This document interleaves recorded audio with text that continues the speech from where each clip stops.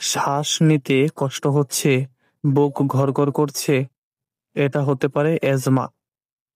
Asthma হলো শ্বাসনালীর দীর্ঘস্থায়ী প্রদাহজনিত রোগ, যেখানে শ্বাসনালী ফুলে যায় এবং সংকুচিত হয়ে যায়।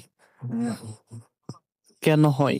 ধুলাবালি ও ধোঁয়া, ঠান্ডা বাতাস, অ্যালার্জি, ফুলের রেণু, পশুর লোম, জেনেটিক কারণ। লক্ষণ: শ্বাসকষ্ট, ঘড়ঘড় শব্দ, রাতে কাশি বেড়ে যাওয়া।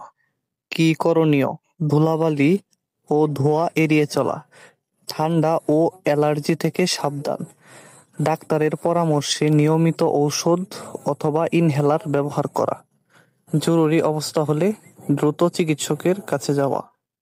ভিডিওটি ভালো লাগলে লাইক, কমেন্ট, শেয়ার করে পাশেই থাকুন। ধন্যবাদ।